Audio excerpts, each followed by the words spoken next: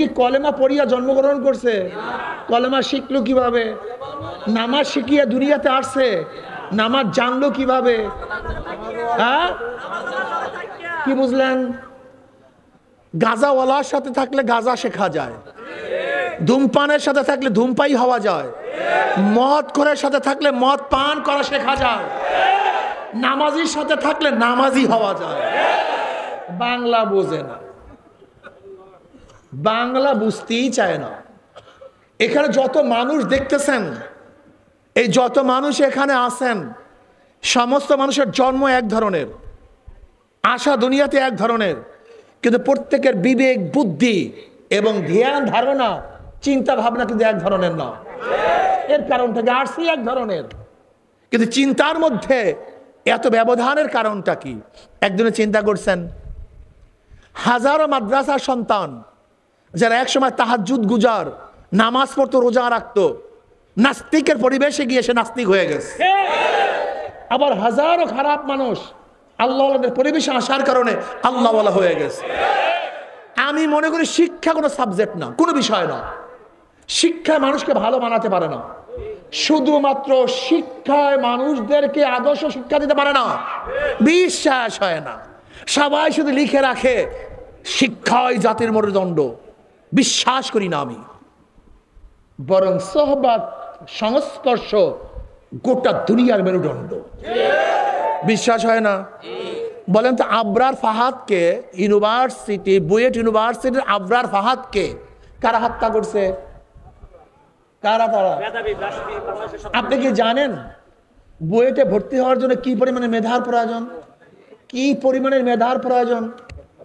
হ্যাঁ, এক নাম্বারের মেধার প্রয়োজন।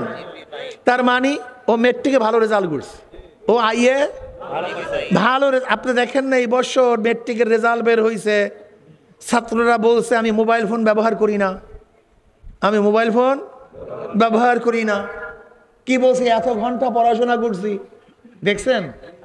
তার মানিটা হলো, যেই ছেলেটা বুয়েটে ভর্তি হয়েছিল ও আইএ পর্যন্ত ভালো ছিল, মেধাবী ছিল, কিন্তু খুনি হওয়ার কারণটা কি? একদল খুনিদের সোহবাতে যাওয়ার কারণে ও খুনি হয়ে গেছে। হাজার ভালো ছাত্র ধর্ষকদের সোহবাতে থাকার কারণে ধর্ষক হয়ে গেছে। বিশ্বাস হয় না? হাজারো ভালো মানুষগুলি চোরদের সাথে থাকার কারণে চোর হয়ে গেছে। আপনারা দেখেন না পত্রিকায় আসছে এরকম বিশাল হেডিং এ, লাল হেডিং এ আসছে, কি আসছে? সকল শিক্ষিতই চোর না, সকল শিক্ষিতই চোর না, কিন্তু যারা চুরি করে সবাই শিক্ষিত। যারা চুরি করে সবাই শিক্ষিত। বিশ্বাস হয় না? এই যে 28 লক্ষ কোটি টাকা বাংলাদেশের পিছনে বিদেশে পাচার করছে, কয় কোটি?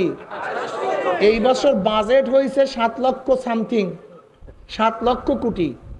আর শুধু বিদেশে পাচার হয়ে গেছে 4 বছরের বাজেট ভাগছে টাকা। এদেশের রিক্সাওয়ালা, ঠেলাওয়ালা, কুলি, মজদুর, সামার, কামার, গরিব, দুঃখী, অশিক্ষিতরা এই টাকা সরাবার পিছনে একজনের ভূমিকা ছিল না, একজনেরও না, একজনও ছিল না। এই 28 লক্ষ কোটি টাকা চুরি কারা করছে? তার মানে শিক্ষায় চরিত্র গঠন করতে পারেন? পারে নাই।